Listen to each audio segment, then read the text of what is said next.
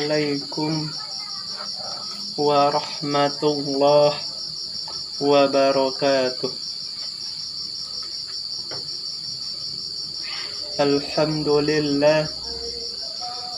Alhamdulillahillazi hadana lihadza wa ma kunna linahtadiya laula an hadanallah.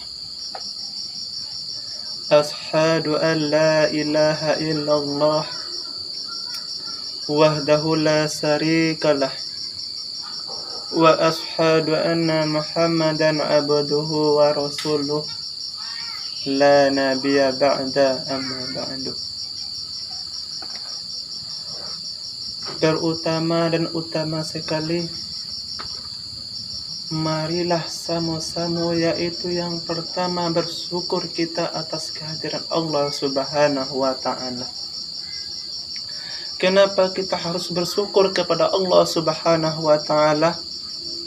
Karena masalah yang paling besar di atas muka bumi ini, di atas dunia ini adalah lupa dengan Allah Subhanahu wa ta'ala.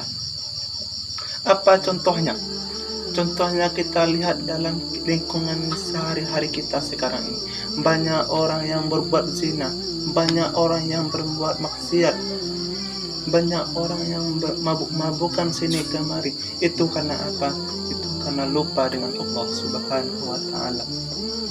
Banyak orang yang bergunjing sini kemari, banyak orang memburuk-burukkan nama tangganya sendiri. Itu karena apa? Karena lupa dengan Allah Subhanahu wa ta'ala.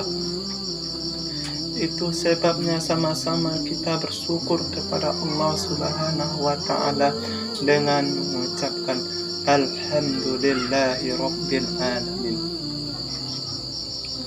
Saya boleh sendiri, tapi semangat saya melebihi 10 orang dari di sini.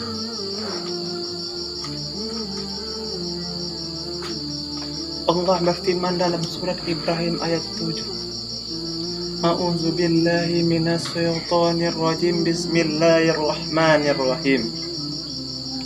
La in sakartum la'azidannakum wa la in kafartum in 'adzabi lasadid. Yang artinya, jika engkau bersyukur atas nikmat yang kuberikan, maka akan kutambah. Dan jika engkau tidak bersyukur atas nikmat yang kuberikan, sungguh azabku sangat pedih. Contohnya yaitu, kalau kita mempunyai banyak uang tapi kita bersyukur atas nikmat yang diberikan oleh Allah itu, maka kita akan senang dan nikmat dan indah dalam hidup kita, dan Allah akan menambahkan rezeki itu kepada diri kita. Dan jika kita mempunyai kerbau yang 100 ekor, uang berlipat-lipat, mobil yang berkilat-kilat, emas yang penuhnya selemari itu, tapi kita tidak bersyukur, azab Allah sangat pedih. Maka Allah akan berikan azab kepada kita. Jadi kita sepakat untuk bersyukur kepada Allah Subhanahu wa ta'ala. Yang kedua yaitu bersolawat kita pada junjungan umat Islam sedunia, parit pagar Makkah Madinah, intan mahkota sekalian alam, yakni Nabi besar Mustafa Muhammad sallallahu alaihi wasallam.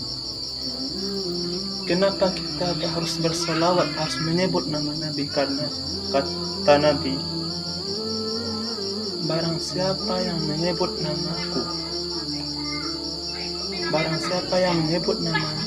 di dalam sisinya, tapi dia tidak mau menyebutkan namaku, bahwa dialah yang paling pelit di atas muka bumi ini. Dan kata Nabi, orang yang paling pelit tidak mau menyebut namaku, mencium surga pun dia tidak akan bisa.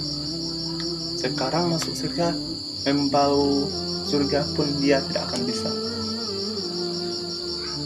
Yang terhormat Ibu dan Bapak dosen yang mengajar di lokal 2C, dan saya banggakan teman-teman dan kakak-kakak yang seperjuangan dengan saya dalam rangka menuntut ilmu.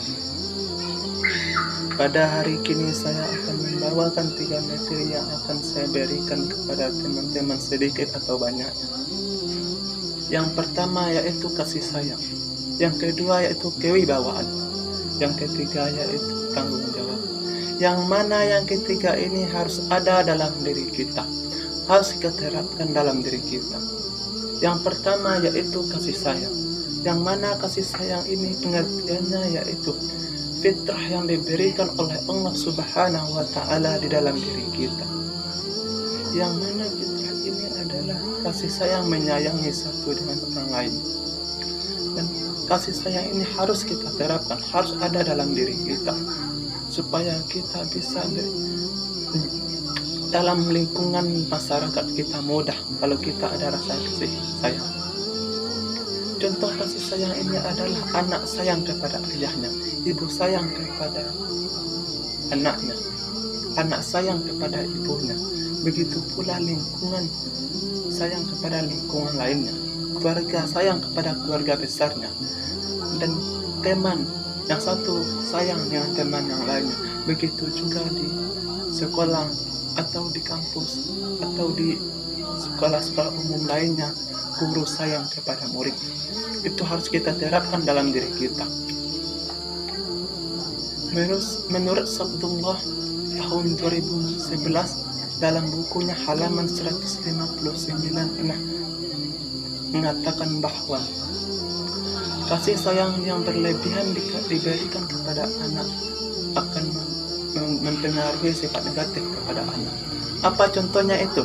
Misalkannya anak meminta suatu hal yang belum pantas dia miliki, tapi orang tuanya ini selalu memberikan, maka akan berpengaruh pada diri si anak.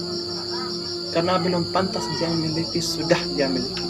Maka seandainya anak ini pergi ke lingkungan, anak ini tidak akan bisa dan susah menerima dengan teman-teman yang lain, karena terbiasa sifat-sifat istimewa, suka-suka dimanjakan.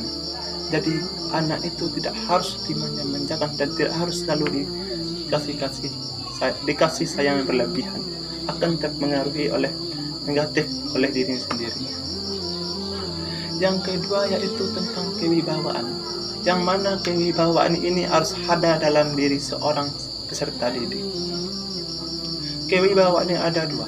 Yang pertama kewibawaan lahir, yang kedua yaitu kewibawaan batin. Yang mana kewibawaan lahir ini terdapat dan dia dapati semenjak dia lahir.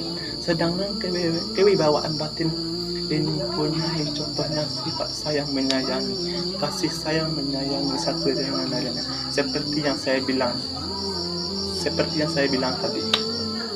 Dan yang ketiga yaitu tanggung jawab. Tanggung jawab ini harus dimiliki dan harus diterapkan juga kepada seorang pendidik. Tanggung jawab ini bisa diartikan sebagai tanggung beban dan harus diterapkan oleh seorang peserta didik. Contohnya, seorang guru memilih dalam suatu lokal, memilih satu ketua lokal atau ketua kelas, dan seorang guru ini membuat amanah dan memberikan aturan kepada si ketua, dan ketua harus bertanggung jawab di mana harus bisa membimbing temannya di lokal tersebut. Karena itu tanggung jawab si ketua yang telah diberikan kepada guru kepada ketua. Jadi contohnya saja pada saat sekarang ini, coba kita larikan ke pemerintah. Banyak kasih sayang, kewibawaan atau tanggung jawab pemerintah kurang kepada masyarakat. Banyak masyarakat yang terlalaikan, banyak masyarakat yang kurang ekonomi. Itu sangat banyak sekarang. Tanggung jawab pemerintah terhadap masyarakat itu sangat kurang. Jadi dalam ketiga ini, kasih sayang, kewibawaan, dan tanggung jawab harus ada dalam diri kita. Harus kita tanamkan mulai sekarang agar kita besok dalam bersosialisasi mudah dan mengerti tentang bagaimana kasih sayang, kewibawaan, dan tanggung jawab. Baik, Mungkin hanya itu yang dapat saya sampaikan. Menurut kata-kata orang tua Minang, jalan-jalan ke Padang Panjang, bakelok jalan di Gunung Sago.